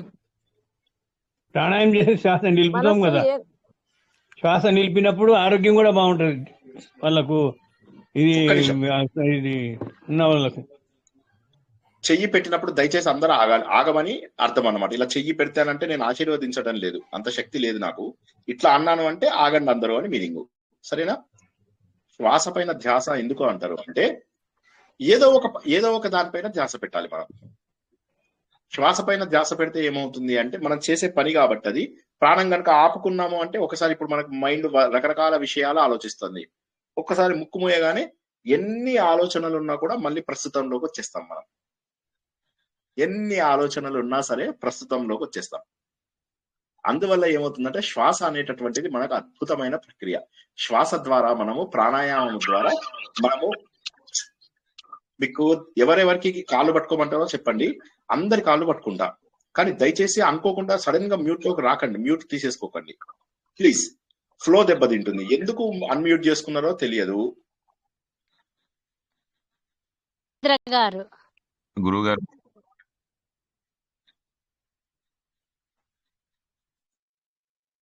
సో దయచేసి నేనేమంటానంటే అన్మ్యూట్ చేసుకునే ముందు ఒకసారి నా ఫ్లో కట్ అవ్వకుండా చూడండి. ఎందుకంటే మీకే నష్టం, నాకేముంది. మళ్ళీ నేను మర్చిపోతాను. నాకు ఇప్పుడు మీ అందరికి ఉన్నంత మెమొరీ లేదు నాకు, నేను మర్చిపోతాను కొన్ని. నేను మాట్లాడండి అన్నప్పుడు తప్పక మాట్లాడండి. కానీ నేను మాట్లాడుతుండగా మధ్యలో నన్ను కట్ చేసి మాట్లాడితే ఇక లాభం ఏముంది? 3-4 జవాబు చెప్పారనుకోండి, చెప్తే వినే వాళ్ళకి అర్థమవుతుందా? ఇది ఎంత గొప్ప విషయాలు నేర్చుకుంటున్నాం మనము. ఏం చెప్పాను మర్చిపోయా. ఇప్పుడు ఏం చెప్పాను? శ్వాస ప్రాణాయామం గురించి మాట్లాడుకుంటున్నాం. ప్రాణాయామము శ్వాస మీద ధ్యాస అంటే ఏమి అనేది దాని గురించి చెప్పండి సార్. అదే ప్రాణాయామం చేయడం ద్వారా ఏమవుతుందంటే నియంత్రించుకోగలుగుతాం కాబట్టి అది మంచిది. నియంత్రణ చేయడం వల్ల ఏమవుతుంది అంటే మనకు ఫోకస్ ఏర్పడుతుంది. ఆ ఫోకస్ ఏర్పడినప్పుడు ఏమవుతుందంటే జీవితంలో మనం ముందుకెళ్ళడానికి వీలవుతుంది. అది సో అట్లాగా మనం ఎప్పుడూ కూడా కావాల్సిన దాని మీద మనము ఫోకస్ చెయ్యాలి. ఓకే రవీంద్ర గారు చెప్పండి ఇప్పుడు మీ ప్రశ్న ఏంటో. నమస్తే చెప్పండి. నాకు ఒక చిన్న డౌట్, అంటే ఇప్పుడు మీరు చెప్పిన సబ్జెక్ట్ సంబంధించిందో కాదో నాకైతే తెలియదు. ఏమంటే ఇప్పుడు కృతయుగం, త్రేతాయుగం, ద్వాపరయుగం ఈ యుగాలలో చాలా సంవత్సరాలు తపస్సు చేసినారు అని చెప్తుంటారు ఋషులు. ఎన్నో ఏండ్లు తపస్సు చేసినారు కొన్ని అని చెప్తూ ఉంటారు. బట్ కలియుగంలో కనీసం ఇప్పుడున్న పరిస్థితుల్లో 60 సంవత్సరాలు, 70 సంవత్సరాలు, 50, 30 ఇట్లా ఎందుకు జరుగుతుంది? అప్పుడు ఇప్పుడు ఏంటి డిఫరెన్స్ అనేది నాకు ఎప్పటి నుంచో డౌట్ అండి, అది అడుగుతున్నాను గురుగారు. సరే మ్యూట్ లో పెట్టుకోండి. యుగ ధర్మాలు అని చెప్పేసి ఉంటాయి అని మనం ఇంతకుముందు తెలుసుకున్నాము. కృతయుగంలో, త్రేతాయుగంలో, ద్వాపర యుగంలో ఉన్నటువంటి యుగ ధర్మాలు కలియుగంతో పోల్చము. కలియుగంలో 120 సంవత్సరాలు మనకు ఇచ్చే ఆయుష్. కృతయుగంలో, త్రేతాయుగంలో అప్పుడు ఏంటంటే వేల కొద్ది సంవత్సరాలు బతికేవారు. కృతయుగంలో ఇచ్ఛామరణం ఉండేది, స్వేచ్ఛా మరణం, స్వచ్ఛంద మరణం ఉండేది. ఆ రోజుల్లో చాలా మంది కూడా వారు కావాలనుకున్నప్పుడు విసిగిపోయినప్పుడు వారే మొత్తం అంతా అయిపోయిన తర్వాత వాళ్ళు అడవులకు వెళ్ళిపోయి అడవులలో గొప్ప స్థానానికి వెళ్ళి అద్భుతమైనటువంటి స్థాయికి చేరుకుని అప్పుడు వారంతట వారు ప్రాణాన్ని వదలడం అనేటటువంటి జరిగేది కృతయుగంలో. త్రేతాయుగంలో మరణాలు జరుగుతుండేవి, కానీ చాలా వేల సంవత్సరాలు బతుకుతూ ఉండేవాళ్ళు. ద్వాపర యుగంలో సుమారుగా 200 సంవత్సరాలు బతుకుతూ ఉండేవాళ్ళు. కలియుగం వచ్చేసరికి 120 సంవత్సరాల ఆయుష్. అయితే ఈ 120 సంవత్సరాల ఆయుష్ కూడా మనము చేసేటటువంటి పనుల ద్వారా, మనకున్నటువంటి అవకాశాల ద్వారా మనం తగ్గించుకోవడం వల్ల ఏమవుతుందంటే, ఒకరోజు నేను ఫాస్ట్ గా గాలి పీల్చుకుంటే ఆ ఒక్కరోజు ఆయుష్ తగ్గుతుందని కాదు అక్కడ మిస్టేక్. మనం చేసేటటువంటి పనుల ద్వారా, మన శరీరం యొక్క ఆయుష్ ద్వారా, మనకు వచ్చేటటువంటి గండాల ద్వారా, వీటి ద్వారా ఏమవుతుందంటే అందరూ 120 సంవత్సరాలు బతికేటటువంటి అవకాశం ఉండదు. గండాలు దాటిన వాళ్ళు బతుకుతారు. ఇప్పుడు 3 సార్లు కూడా ఎవరైతే ఏలినాటి శనిని తప్పించుకుంటారో వాళ్ళు బతకవచ్చు. ఇంకో 10 ఏళ్ళు 15 ఏళ్ళు ఎక్కువ బతికేటటువంటి అవకాశం ఉంది.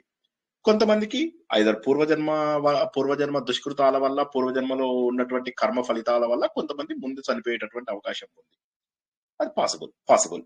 సో కాబట్టి ఆ విధంగా జరుగుతుంది అది. సో కాబట్టి అది యుగ ధర్మం అంతే అన్నమాట. యుగ ధర్మం ప్రకారము 120 సంవత్సరాలు మాత్రమే కలియుగంలో బతుకుతాం.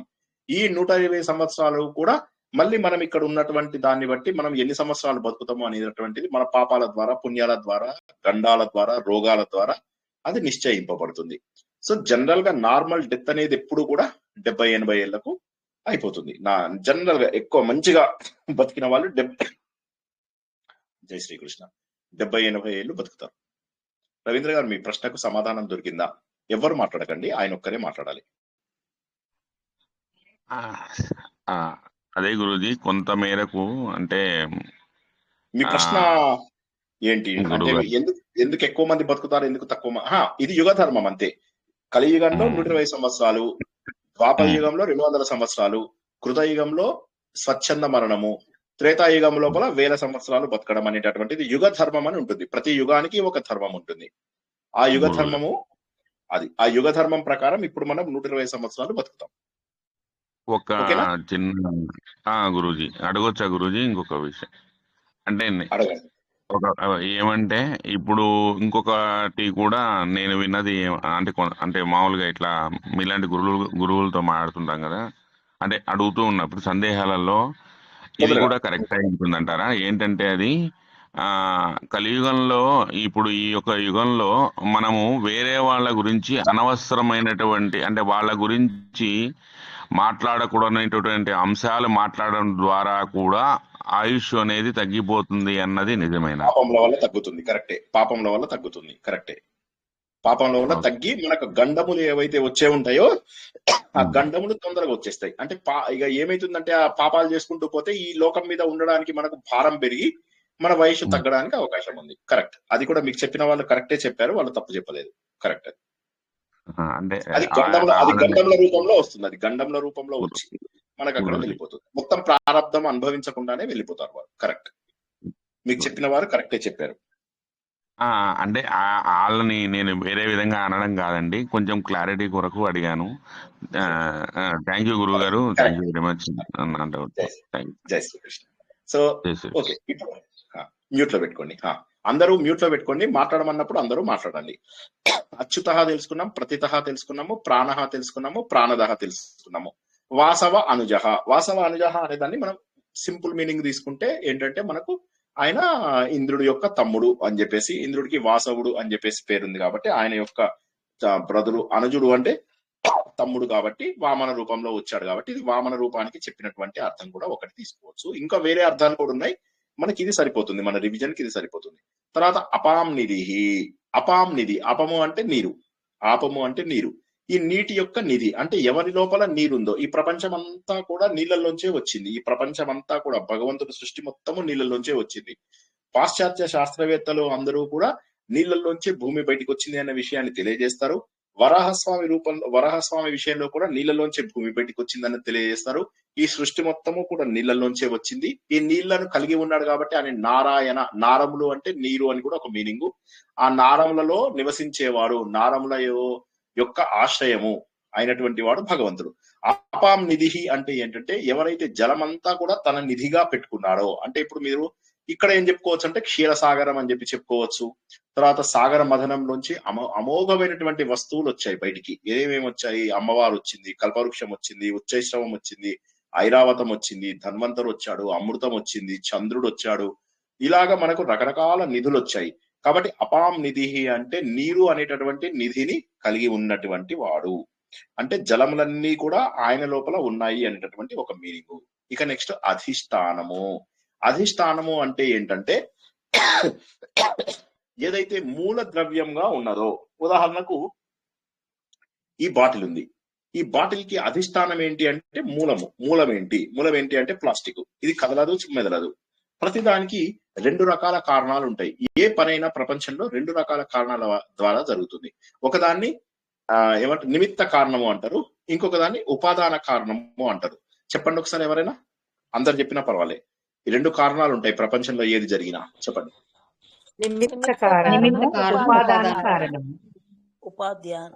ఉపాదానము సింపుల్. దానం అంటాం కదా, ఉపాదానం అని గుర్తుంచుకోండి. నిమిత్త కారణము, ఉపాదాన కారణము అంటే ఏంటంటే ప్రపంచంలో ఏ పనైనా కారణం లేదే జరగదు అన్న విషయాన్ని గుర్తుంచుకోండి. రాసుకోండి కూడా, వీలైతే రాసుకోండి. కారణం లేకుండా జరగదు. మళ్ళొకసారి చెప్తున్నాను, విష్ణు సహస్రనామంని ఎందుకు ఇంత ఫోకస్ చేస్తున్నాం మనం ప్రతి వారం అనేది గుర్తుంచుకోండి. ఈ నాలెడ్జే మిగతా ప్రవచనాలన్నింటిలో మనం వాడుకుంటున్నాం. తెలివైన వాళ్ళు అది పాటికి గుర్తించుంటారు. సో ప్లీజ్, మళ్ళా చెప్తున్నా, ప్లీజ్ అంటున్నా అంటే ఇక మీరు అర్థం చేసుకోండి. ఇక మీ తప్పు ఉంటేనే ఇక మీరు నేర్చుకోరు అంతే. సో ఇక్కడ చాలా బ్యూటిఫుల్. ప్రపంచంలో ఏది కూడా ఒక కారణం లేదే జరగదు. ఒక కారణం ఉండాలి అంటే ఏ రకమైన కారణం ఉండాలి? అక్కడ ఒక వ్యక్తి ఉండాలి, అక్కడ ఒక వస్తువు ఉండాలి. క్రియేషన్ క్రియేషన్ అనేటటువంటిది ఏంటంటే కొంత ద్రవ్యంతో జరుగుతుంది. క్రియేటర్ అనేటటువంటి వాడు తన తెలివితేటలు ఉపయోగించి చేస్తాడు. ఉదాహరణకి వంట లోపల నిమిత్త కారణం ఏంటి అంటే ఆ వంట చేసేవాడు నిమిత్తం.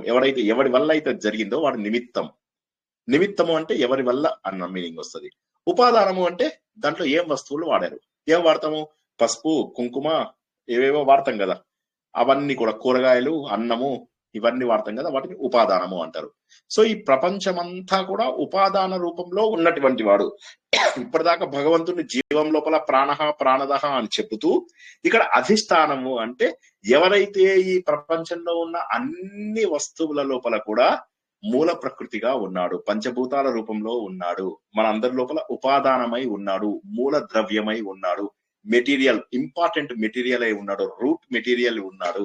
ఆయనని అధిష్టానము అంటారు. అర్థం కావాలని అడగండి, నేను ఇంకోసారి చెప్తాను. ఇక్కడ ఒక డౌట్, అంటే మనది ఉపాధి, నిమిత్త కారణం భగవంతుడు చైతన్యము, అంతే కదా సార్? కాదు, మీకు అర్థం కాలేదు. ప్రతి దానికి రెండు, ఈ ప్రపంచంలో వస్తువులు, ప్రపంచంలో రెండు కారణాలు ఉంటాయి.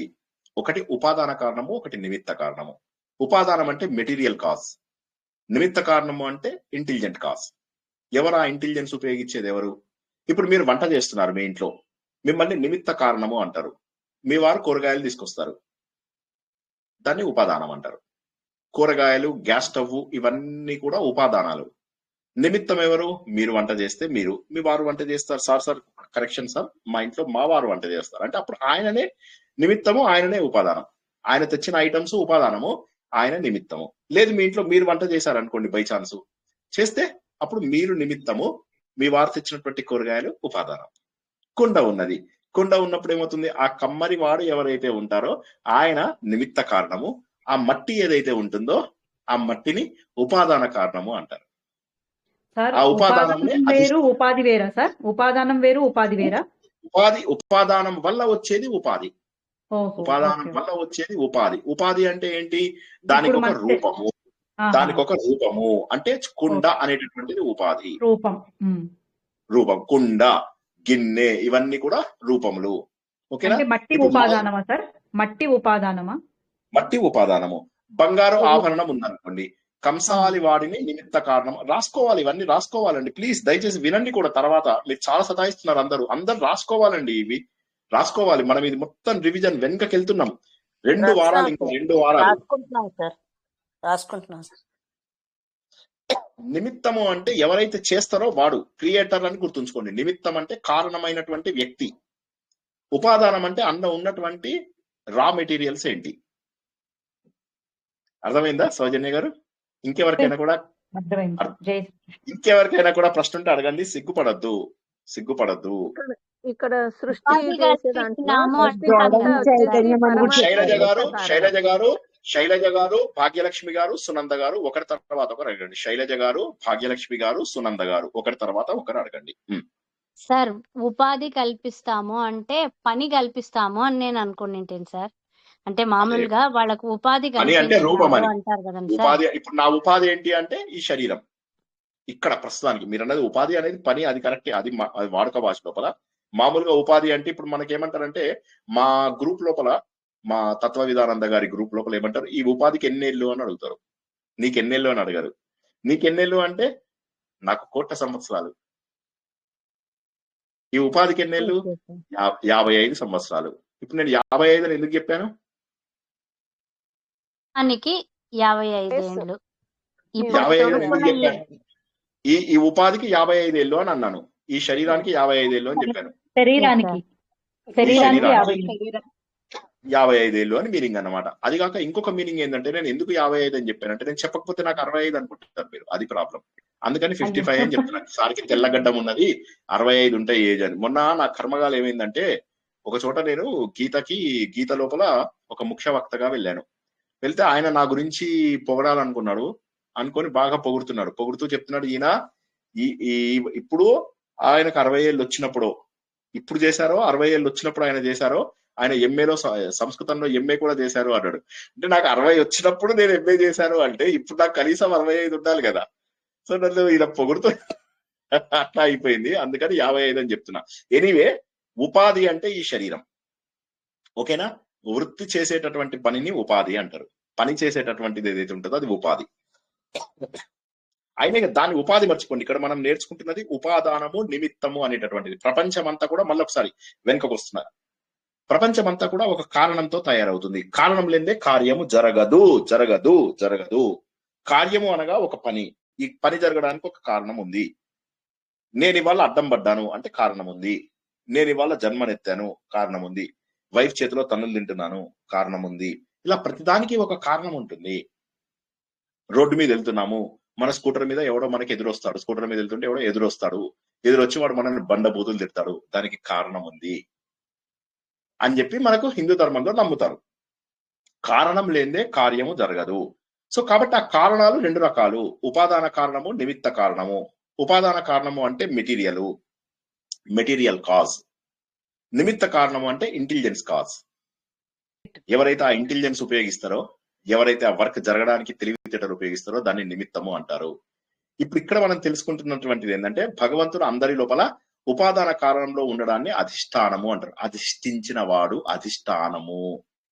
అర్థంగాను? మళ్ళొకసారి అడగండి, ఇంకోసారి చెప్తా, ఏం పర్వాలే.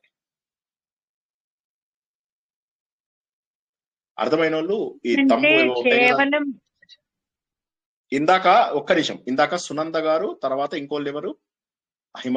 కాదు, మీరు కాదు, ఇంకొకళ్ళు ఎవరో ప్రశ్నలు అడగాలి. నేను భాగ్యలక్ష్మి. భాగ్యలక్ష్మి గారు ఒకరి తర్వాత ఒకరు అడగండి, తర్వాత హిమబిందు గారు అడగండి. సునంద గారు, భాగ్యలక్ష్మి గారు, ఇంకెవరు? హిమబిందు గారు. ఒకరి తర్వాత ఒకరు అడగండి. జడం చైతన్యం అని కూడా చెప్పారు కదా సార్. జడం చైతన్యం అన్ని అనొచ్చు, కానీ చేసేవాడు, చేసే వస్తువులు, ఇది మీకు సులభంగా ఉందా లేదా? ఇప్పుడు ఇవాళ సులభంగా ఉందండి, ఆ రోజు కొంచెం ఇబ్బంది. సరే పోనీ. నెక్స్ట్ భాగ్యలక్ష్మి గారు అడగండి. ఇప్పుడు ఈ సృష్టి చేసే దాంట్లో పరమాత్మ వచ్చేసి నిమిత్త కారణం కదా? రెండు ఆయననే. అదే చెప్తున్నా, ప్రపంచంలో నిమిత్త కారణము, ఉపాదాన కారణం రెండు కూడా భగవంతుడే. కాబట్టి నువ్వెవరు, ఎవరని అడుగుతారు, నువ్వెవరు అంటారు. అంటే అప్పుడు మీరేమని చెప్పాలి? నేను భగవంతుని. ఎందుకంటే ఈ పైన ఉన్నటువంటి ఉపాధినిచ్చింది భగవంతుడే, లోపల ఉన్నటువంటి చైతన్యం ఇచ్చినటువంటిది భగవంతుడే. చైతన్యం లేదే ఈ ఉపాధి పనికిరాదు. ఆ రెండు ఇచ్చినటువంటిది భగవంతుడే. కాబట్టి నేను పూర్తిగా భగవంతుడి యొక్క రూపమై ఉన్నాను. మన అందరిలో భగవంతుడు ఉన్నాడు. ఈ ఒక్క సత్యము నేను ప్రతిరోజు చెప్తున్నా, చాలా మందికి అర్థం కాదు. ఎంతసేపు కూడా దేవుడిని ఎక్కడో పెట్టేస్తారు. కాదు, దేవుడు సర్వత్రా వ్యాప్తి చెందాడనే సత్యాన్ని గుర్తించుకోవడమే విశ్వం విష్ణు వషట్కారో. అక్కడనే మనకు తెలుస్తోంది. ఫస్ట్ శ్లోకంలోనే మనకు భగవంతుడు సర్వత్రా వ్యాప్తి చెందినవాడు. హిమబిందు గారు అడగండి. ఇష్టానం అంటే కేవలం ఉపాదానాలకు కారణమైన వాడు. కేవలం ఉపాదానం. కేవలం ఉపాదానం. Okay sir, thank you. Very good, correct. ఇంకా అడగండి. ఇంకెవరికి ప్రశ్నలు లేవా? సార్ నిద్ర వస్తుంటే ప్రశ్నలు ఏం సార్, ఏం మాట్లాడతారు సార్ మీరు? నిద్ర వస్తుంది, మస్తు నిద్ర వస్తుంది. అధిష్టానమే ఉపాదానం అంటే. ఇప్పటిదాకా తెలుసుకున్నది అధిష్టానమే. అధిష్ఠించబడి ఉన్నది అంటే మన అందరి లోపల ఎవరైతే ఉపాదాన కారణంలో నెలకొని ఉన్నారో ఆయననే అధిష్టానము. అధిష్టానం అంటే అన్నిటిలో ఉన్నటువంటి వాడు. కుండలన్నీ ఉన్నాయి. కుండలలో అధిష్టానం ఏంటి? మట్టి. కుండలు, రకరకాల మట్టి పాత్రలు ఉన్నాయి. వీటన్నిటిలో అధిష్టానం ఏంటి అంటే మట్టి. అదేవిధంగా ప్రపంచమంతట్లో అధిష్టానం ఎవరు? జడ కారణం ఎవరు? భగవంతుడు అధిష్టానమై ఉన్నాడు. ఆ భగవంతుడు అధిష్టానంగా ఉన్నాడు. కారణం అని ఎట్లా తెలుస్తుంది సార్ మనకి? కారణం ఎట్లొచ్చింది? అది కారణము అంటే అది జరగడానికి మూలము. కారణము అంటే జరగడానికి మూలము. జరగడానికి మూలము ఏంటి? మట్టి. ఇవన్నీ పుట్టించింది భగవంతుడే. ఇవన్నీ ఎందుకు పుట్టించాడు భగవంతుడు? ముందుగా ఆత్మస్వరూపుడై భగవంతుడు ఉన్నాడు. ఆత్మస్వరూపంలోంచి మొట్టమొదటగా ఆకాశం పుట్టించాడు. ఆకాశం నుంచి ఏం పుట్టించాడు? శబ్ద స్పర్శ వాయువును పుట్టించాడు. తర్వాత ఏం చెప్పాడు? శబ్ద స్పర్శ రూపములను కలిగినటువంటి అగ్నిని పుట్టించాడు. తర్వాత ఏం పుట్టించాడు? అగ్నిలోంచి శబ్ద స్పర్శ రూపము రసము 4 లక్షణాలని కలిగినటువంటి నీటిని సృష్టించాడు. శబ్ద స్పర్శ రూప రస గంధము అనే 5 లక్షణాలు ఉన్నటువంటి భూమిని సృష్టించాడు. ఈ 5నే ప్రపంచంలో ఉన్నాయి. ఇక ఈ 5 తప్ప మనం ఏమీ చూడము. మనకు కనిపించే ప్రతి వస్తువు వీటితోటే తయారవుతుంది. ప్రతిదీ కారణం చేత అవుతుంది. ఆ కారణం అనేది మనకి ఎట్లా తెలవాలి? కారణం అంటే మన కర్మలు. ఫస్ట్ ఏమో మనకేంటి అనేది కర్మలు. కానీ భగవంతుడు ఇవన్నిటికీ పుట్టించడానికి కారణం ఏంటి అంటే భగవంతుడు రకరకాల జీవరాశులను పుట్టించాలి అని మొదట్లో సంకల్పం చేసుకున్నాడు. అంటే ఇప్పుడు మీరు పుట్టడానికి కారణం ఏంటి అంటారా? మీరు పుట్టడానికి కారణం మీరు చేస్తున్న కర్మలు. యాక్సిడెంట్ అయింది దానికి ఒక కారణం ఉంటుంది అన్నారు. బండి మీద వెళ్తుంటే యాక్సిడెంట్ అవుతుంది అని అన్నాం, దానికి ఒక కారణం అన్నారు. ఆ కారణం మనకి ఎట్లా తెలవాలి? మనకు తెలియదు, అది భగవంతుడికి తెలుసు. ప్రపంచంలో ఎన్నో విషయాలు మనకు తెలియవు, ఎందుకంటే ఇవన్నీ రహస్య రూపంలో ఉన్నాయి. ఎందుకంటే కొంతమంది కష్టపడుతూ ఉంటారు, కొంతమంది సుఖపడుతూ ఉంటారు, కొంతమంది ఆనందంగా ఉంటారు, కొంతమంది ఏడుస్తూ ఉంటారు. వీటన్నిటికీ కారణాలు మనకి ఎప్పటికీ తెలియవు. జ్ఞానయోగులమై వీటిని దాటిపోతాము, అంతేగాని కారణం మాత్రం తెలియదు. ఎందుకంటే పూర్వజన్మ దుష్కృతాలు సుకృతాలు ఒకటే గుర్తుంచుకోండి. ఏది చేసినా కూడా పూర్వజన్మ సుకృతం పూర్వజన్మ దుష్కృతం లేదే జరగదు. పూర్వజన్మది ఏదో ఒక కర్మ లేకపోతే జరగదు. లేదా ఈ జన్మలో కొత్త కర్మలు కూడా చేసుకోవచ్చు. కొంతమంది సరదాగా వారిలో ఉన్నటువంటి గుణాల వల్ల కొత్త కర్మలు కూడా చేసుకుంటారు. అక్కడ కారణం ఏమవుతుంది? వారిలో ఉన్నటువంటి త్రిగుణాలు కారణమవుతాయి. పూర్వజన్మది ఈ జన్మలో అనుభవిస్తే ఇప్పుడు మీరు ఆడవారుగానే ఎందుకు పుట్టారు, మగవారుగా ఎందుకు పుట్టలేదు అంటే పూర్వజన్మ సుకృతం లేదా దుష్కృతం. అదే విధంగా ఒక వ్యక్తి రిచ్ గా ఎందుకు పుట్టాడు, పూర్ గా ఎందుకు పుట్టాడు, ఇవన్నీ కూడా పూర్వజన్మ సుకృతాలు దుష్కృతాలు. ఎందుకని మనం ఎలా తెలుస్తుంది పూర్వజన్మ సుకృతం దుష్కృతం అని? నేను డైరెక్ట్ గా అంబానీ ఇంట్లో పుట్టలేదు, నేను బిచ్చగాడికి పుట్టాను అనుకోండి ఫర్ ఎగ్జాంపుల్, బిచ్చగాడిగానే ఉంటది జీవితం అంతా కూడా. అంటే అది పూర్వజన్మ, మంచి చేస్తే మంచి వస్తే చెడు చేస్తే చెడే. కానీ అంటే ఇప్పుడు మనం ఏదైనా అది మన మంచికే అని అనుకోవాలి, చెడైనా మంచి అయినా అనుకోవాలి, మన మంచికే. ఏదో కారణం, ఇప్పుడు అర్థమైంది, ఏదో కారణం చేత మనకు మంచి జరిగింది, ఏదో కారణం చేత చెడు జరిగింది, పోయిన జన్మలో ఏదో ఉన్నది అనే ఫీల్ అవ్వాలి. ఓకే, చిన్న కరెక్షన్, పోయిన జన్మలో కాదు, పోయిన జన్మలలో అనండి. ఓకే, ప్లూరల్, పోయిన జన్మలలో. ఎందుకంటే మనం కొన్ని కోట్ల జన్మలుగా పాపములు పుణ్యములు చేసుకుంటూ రకరకాల జన్మలు ఎత్తుతున్నాం. ఇందులోపల ఏమైంది, పాపంలో పుణ్యంలో అనుభవించడానికేమో పశువుల జన్మలు, పాపంలో పుణ్యాలు అనుభవిస్తూ కొత్త పాపాలు కొత్త పుణ్యాలు చేసుకోవడానికి, లేదా పాపంలో పుణ్యాలను అనుభవిస్తూ మోక్షం చెందడానికి మానవ జన్మ. సో కాబట్టి మనం చేసుకున్నటువంటి ఈ కోట్ల కొద్ది పాప పుణ్యాలను అన్ని సంచిలో వేసుకొని ఆ సంచిలోంచి కొద్ది భాగం మాత్రమే ఈ జన్మకు మనం వాడుకుంటాం. అట్లా అది మనం వాడం, దేవుడే ఇస్తాడు. అది ఎవరిది ఎక్కడెక్కడ కనెక్ట్ అవ్వాలనేటటువంటిది దేవుడే కనెక్ట్ చేస్తాడు. ఆ పీసెస్ అన్ని కూడా కనెక్ట్ చేసేది దేవుడే. అందుకే దేవుణ్ణి మనం ఏమని తెలుసుకున్నాము, ధుర్యః. ఈ డిసైడ్ చేసే ఈ భారం అంతా కూడా ఆయన మీద పెట్టుకున్నాడు.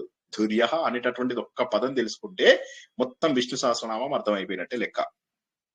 అతి కష్టమైనటువంటి సంక్లిష్టమైనటువంటి సర్క్యూట్స్ కలుపుతాడు భగవంతుడు.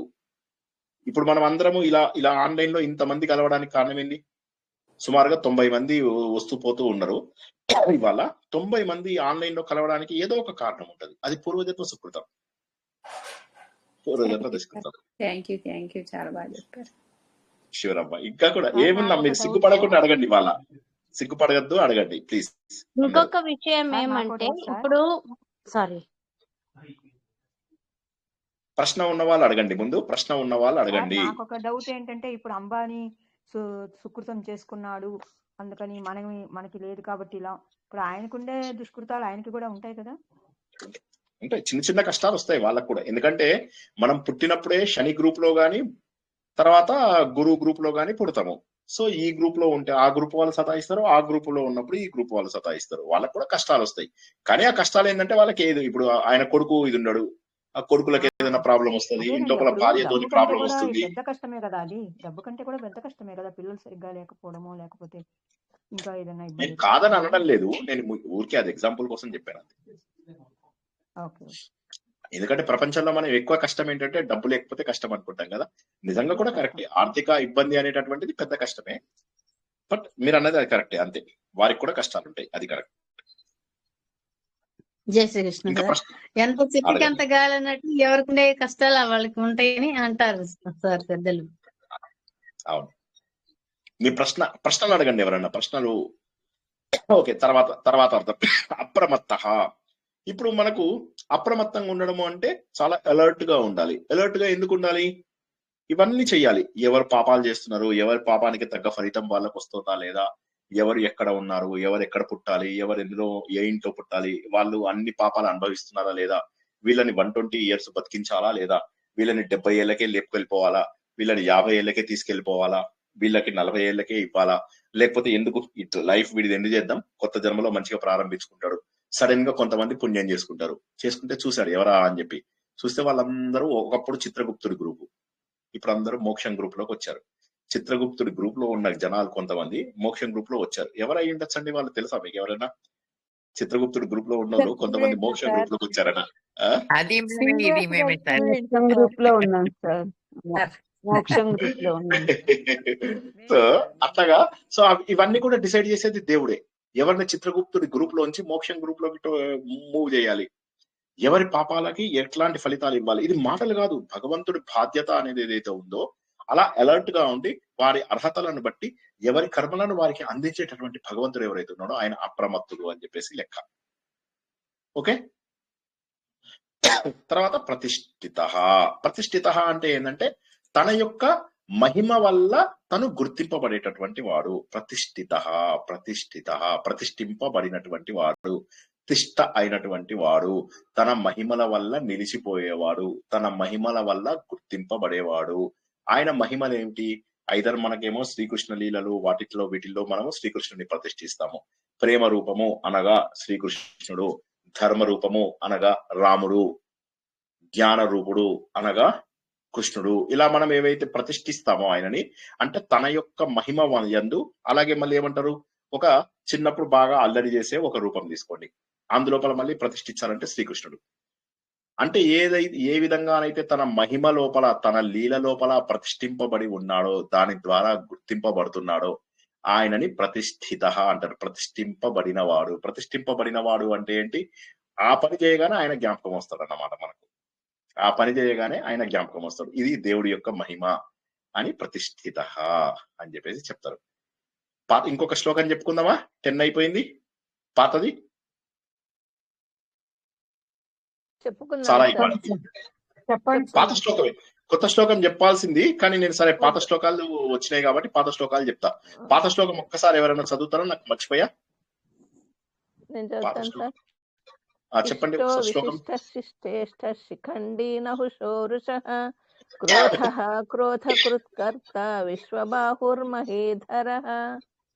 Very good. ఫస్ట్ ఏంటంటే ఇష్టహ అన్నారు. ఇష్టహ అంటే ఏంటి? ఇష్టహ అంటే ఏంటంటే మనందరికీ కూడా ఇష్టమైనటువంటి వాడు అనేటటువంటి డైరెక్ట్ మీనింగ్. దేవుడు అందరికి ఇష్టమే, ఎందుకంటే మన కోరికలు తీరుస్తాడేమో అని చెప్పేసి అంటారు. ఒకటి, మోక్ష రూపం ఎవరైతే సాధిద్దాం అనుకుంటారో జ్ఞానులు, వారందరికీ కూడా భగవంతుడు ఇష్టడు. ఎందుకంటే వారందరికీ తెలుసు భగవంతుడు సత్ చిత్ ఆనంద స్వరూపుడు అన్నటువంటి విషయం వారందరికీ తెలుసు. కాబట్టి వాళ్ళకు ఇష్టడు అని చెప్పేసి ఒక విధం. రెండవది ఏంటంటే యజ్ఞముల రూపంలో పూజించేవాడు అని చెప్పి మనం తెలుసుకున్నాం. యజ్ఞము అంటే ఏంది? పుత్ర కామ ఇష్టి, యజ్ఞ ఇష్టి అని చెప్పేసి మనము ఇలా రకరకాల ఇష్టి అనేటటువంటి పదాలు తెలుసుకున్నాం. ఆ ఇష్టి ఏంటంటే అందులో పూజింపబడేవాడు. సో 2 అర్థాలు. ఇష్టి అంటేనేమో ఇష్టహ అంటే అందరికీ ఇష్టమైనటువంటి వాడు, ప్రియమైనటువంటి వాడు అనేటటువంటి ఒక భావం అయితే, రెండవది ఏంటంటే యజ్ఞ రూపంలో పూజలు అందుకునేవాడు. పుత్ర కామ ఇష్టి, యజ్ఞ ఇష్టి. యజ్ఞ ఇష్టి ఎక్కడ తెలుసుకున్నామంటే మనం కృత్తికా నక్షత్రం గురించి తెలుసుకున్నప్పుడు చెప్పుకున్నాం. యజ్ఞం వచ్చినప్పుడు ఏంటంటే యజ్ఞంలో మంత్రాలు కృత్తికా నక్షత్రం నుంచి ప్రారంభం అవుతాయి అన్నప్పుడు చెప్పుకున్నాం. దాన్ని యజ్ఞేష్టి అంటారు అన్నమాట. ఓకేనా? సో అది ఇష్టహ. నక్షత్రేష్టి అంటారు. నక్షత్రేష్టి అంటే నక్షత్రముల యొక్క ఇష్టి, నక్షత్రముల యొక్క రూపాన్ని మనం యజ్ఞంలో చదువుకుంటాం. కృత్తిక, రోహిణి, మృగశిర, ఆరుద్ర, పునర్వసు ఇలా చదువుతాం. అంతేగాని అశ్విని, భరణి అని స్టార్ట్ చేయము. కృత్తిక, రోహిణి. సో నక్షత్ర ఇష్టి, పుత్రకామ ఇష్టి, యజ్ఞ ఇష్టి, ఇవన్నీ కూడా ఏంటంటే యజ్ఞ రూపం లోపల ఎవరైతే పూజలు అందుకుంటాడో ఆయనని ఇష్టి, ఇష్టహ అని చెప్పేసి అంటారు. ఓకేనా? తర్వాత ఏంటంటే ఆ విశిష్ట అన్నాడు. విశిష్ట అంటే ప్రత్యేకంగా కనిపించేవాడు. ఇది కూడా తప్పలేదు. విశిష్ట అంటే దేవుడు ప్రత్యేకంగా కనిపించేవాడు అనే ఒక మీనింగ్ అయితే, ఆ విశిష్ట అంటే ఏంటి? నీలో ఉన్నాడు, నాలో ఉన్నాడు, వాడిలో ఉన్నాడు, వీడిలో ఉన్నాడు. ప్రత్యేకత ఏముంది? ఏమీ లేదు. అంటే అందరి లోపల అంతర్యామిగా ఉన్నాడు కాబట్టి భగవంతుడు ప్రత్యేకంగా ఏమి లేడు. దేవుడు ప్రత్యేకంగా ఒకరి లోపల ఇంకొకళ్ళ ఇంకో రకంగా ఉండడు, అందరిలో ఒకే రకంగా ఉంటాడు. సో అవిశిష్ట. విశిష్ట అంటే అతను వేరు కాదు, అందరిలో కూడా ఒకే రూపం ఉంటాడు. ఆ విశిష్ట. మళ్ళొకసారి వినండి. విశిష్ట అంటేనేమో విశిష్టంగా ప్రత్యేకంగా ఉండేవాడు. ఆ విశిష్ట అంటే ఏమవుతుంది? అందరిలో ఒకే రకంగా ఉంటాడు, ఏకరూపుడు. ఆయన ఒకే రూపం, వేరు కాదు. నాలో ఉన్న దైవము మీ అందరిలో ఉన్న దైవము ఒక్కరే, వేరు కాదు అనే దగ్గర అవిశిష్ట. ఈ 2 నామములు రాని వాళ్ళు ఒకసారి అడగండి. క్లియర్గా ఉందా? ఇంకోసారి చెప్పాలా?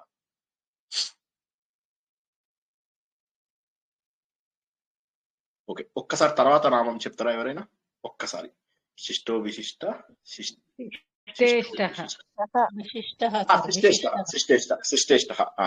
విశిష్ట తర్వాత శిష్ట ఇష్ట. శిష్ట ఇష్ట. శిష్టులు అంటే ఎవరు? మంచివారు. మంచివారు అంటే ఎవరు? మంచిగా ధర్మం ఆచరించే వాళ్ళు, చక్కగా శాస్త్రంలో ఉన్నటువంటి విషయాలన్నీ తెలుసుకునే వాళ్ళు, చక్కగా అన్ని విషయాలను మంచిగా పాటించే వాళ్ళు, మంచిగా జ్ఞానం తెచ్చుకున్న వాళ్ళు, వాళ్ళందరికీ కూడా భగవంతుడు అంటే ఇష్టము. ఎందుకంటే వీరు జీవించేది శాస్త్ర పద్ధతిలో, సదాచారాన్ని ఎప్పుడు కూడా పాటిస్తూ ఉంటారు. అందుకోసం అని చెప్పేసి మంచి తత్వాన్ని గుర్తిస్తారు వాళ్ళు. వాళ్ళందరికీ కూడా ఇష్టుడు. శిష్ట ఇష్ట అంటే శిష్టులైనటువంటి వాళ్ళకి ఇష్టుడు. మనం చెప్తాం కదా, సారీ, భగవంతుడు దుష్ట శిక్షణ శిష్ట రక్షణ చేస్తూ ఉంటాడు అంటారు కదా, అక్కడ శిష్టాచార్యులు అంటారు. శిష్టాచారం అని కూడా అంటాం మనం. శిష్టాచారము, శిష్ట అంటే మంచి పద్ధతి అని చెప్పి మీనింగ్ అనమాట. అలా మంచి వాళ్ళందరికీ కూడా ఇష్టమైనటువంటి వాడు భగవంతుడు. ఓకేనా? ఇది శిఖండి. శిఖండి అంటే ఇది కృష్ణావతారం అన్నట్టు మనం తెలుసుకుందాం. శిఖండి అంటే కృష్ణావతారం. కృష్ణావతారం అంటే అది అలంకారంగా పెట్టుకుంటాడు. ఆ పింఛం ఏదైతే ఉన్నదో అది అలంకారంగా పెట్టుకున్నాడు. నెమలి కన్నుని అలంకారంగా పెట్టుకున్నటువంటి వాడు, నెమలి పింఛంని అలంకారంగా పెట్టుకున్నటువంటి వాడు అంటే కిరీటం, ఈ ప్రపంచానికే కిరీట రూపంలో ఉన్నటువంటి వాడు శిఖండి. శిఖండి అనే పేరు మనం మహాభారతంలో వింటాము. శిఖండి అంటే మనం అనుకున్నట్టుగా అటు ఇటు కాని వాళ్ళు శిఖండి కాదు. ఆయనకి శిఖండి అని తండ్రి ఎందుకు పేరు పెడతాడు అంటే ఆయన ఆ విష్ణుమూర్తితో సమానము అన్నట్టు పేరు పెడతాడు అన్నమాట. అది. నెక్స్ట్ నహుషః. నహుషః అంటే బంధించేవాడు. మనం యక్ష ప్రశ్నలు, నహుష ప్రశ్నలు అని చెప్పేసి మహాభారతంలో తెలుసుకున్నాం. నహుషుడు అనేటటువంటి సూర్యవంశం రాజు ఎవరైతే ఉంటారో ఆయన పాముగా మారిపోతాడు. ఇంద్రుడి ఆయన పేరేంది, పొట్టిగా ఉంటాడు. అగస్త్యుడి యొక్క శాపంతో ఆయన ఏమవుతాడంటే ఒక దీనిగా మారిపోతాడు, సర్పంగా మారిపోతాడు. నహుషః అంటారు. నహ అంటే బంధించేవాడు అని చెప్పేసి. నహుషః అంటే మనని మాయ చేత మనందరినీ కూడా బంధించాడు. ప్రకృతి యొక్క శక్తుల చేత మనని బంధించాడు. బంధించడం వల్ల ఏమైంది, మనలో ఉన్నటువంటి దేవుణ్ణి మనం గుర్తుపట్టలేకపోతున్నాం. ఎందుకు గుర్తుపట్టలేకపోతున్నాం? ప్రకృతి శక్తుల యొక్క ఆధీనంలో ఉన్నాం కాబట్టి మనము దేవుడిని గుర్తించలేకపోతున్నాము. కాబట్టి నహుషః. ఈ 4 అర్థం కాని వాళ్ళు ఎవరైనా అడగండి. ఇష్టః, అవశిష్టః, శిష్టేష్టః, శిఖండిః అని నహుషః. ఇవి అర్థం కాని వాళ్ళు ఒకసారి అడగండి. ఏ నామం అర్థం కాకపోయినా అడగండి. ఇవాళ చెప్పుకొని క్లోజ్ చేసుకుందాం. జై శ్రీకృష్ణ సార్. నహుషః అన్న దానికి బంధాలు విడగొట్టేవాడు అని కూడా అర్థం చెప్పారు. కరెక్ట్. అవును. నహుషః అనే దానికి నహ అని చెప్పేసి పెట్టుకున్నప్పుడేమో బంధించేవాడు అని, నహు అని గనక 2 ఫస్ట్ అక్షరాలని కలుపుకుంటేనేమో బంధములను విడదీసేవాడు అని కూడా అర్థం ఉంది. నా హ అంటే హంత చేసేవాడు. అంటే హంత అంటే హత్య చేయడం, దాన్ని తొలగించడం. సో బంధములను తొలగించేవాడనే అర్థం కూడా ఉంది. కరెక్ట్. నేను లాస్ట్ టైం చెప్పాను. అది 2 అర్థాలు. నహతో మాయను తొలగించేవాడు కూడా అని చెప్పారు. మాయను తొలగించేవాడు, బంధములను తొలగించేవాడు అనే అర్థం చెప్తుంది. కరెక్ట్. అది కూడా కరెక్ట్. ఆ అర్థం కూడా తీసుకోవచ్చు. కరెక్ట్. అట్లాగే శిష్టః అన్న శిష్టో దానికి కూడా మంచి వాళ్ళంటే భగవంతుడికి ఇష్టమని కూడా చెప్పుకోవచ్చు అనుకుంటాను. అదే అన్నాం కదా మనం ఇప్పుడు. అదే చెప్పాం. ఇవాళ కూడా అదే చెప్పాం. మంచి వాళ్ళని భగవంతుడు ఇష్టపడతాడు అని నేను అంటున్నాను. మంచి వాళ్ళకి దేవుడు అంటే ఇష్టమని మీరు చెప్పారు కదా. 2 కరెక్టే. భగవంతుడిని ఇష్టపడే వాళ్ళు, భగవంతుడు ఇష్టపడే వాళ్ళు 2 కూడా. శిష్టులకు ఇష్టుడు. శిష్టైః ఇష్టః. శిష్టైః అంటే శిష్టులకు. అది మనకేమవుతుంది, ప్లూరల్ అవుతుంది. అవునా? శిష్టైః ఇష్టః అంటే వాళ్ళని ఇష్టపడేవాళ్ళు. అలా కూడా చెప్పుకోవచ్చు కదా అని అంటున్నాను. ఎస్. సార్ శిఖండి గురించి ఒకసారి చెప్పరా సార్? శిఖండి అంటే ఏం లేదు, నెమలి కన్ను. శిఖండము అంటే నెమలి కన్ను. నెమలి కన్ను ఇక్కడ పైన పెట్టుకుంటాడు అంటే కృష్ణుడు అని ఒక మీనింగ్. ఇంకోటి ఏంటి, పైన ఉండేదేంటి, కిరీటం. కిరీటం అనేటటువంటిది ఏం చెప్పి సార్ షిఖి అంటే కూడా జడ ముడి అని షిఖిపించి అంటారు కదండి. షిఖిపించము అంటారు. నెమలి పింఛము అని అర్థం. షిఖిపించము, నెమలి పింఛము. శిఖండి అంటే నెమలి పింఛము. కరెక్ట్. ఆ నెమలి పింఛము పైన పెట్టుకునేవాడు కాబట్టి ఆయనను శిఖండి అంటే శ్రీకృష్ణ రూపాన్ని ఇక్కడ చెప్పిన. శిఖని శిఖ పైన దాల్చిన వాడు, పింఛమును శిఖ పైన దాల్చినటువంటి వాడు శిఖండి.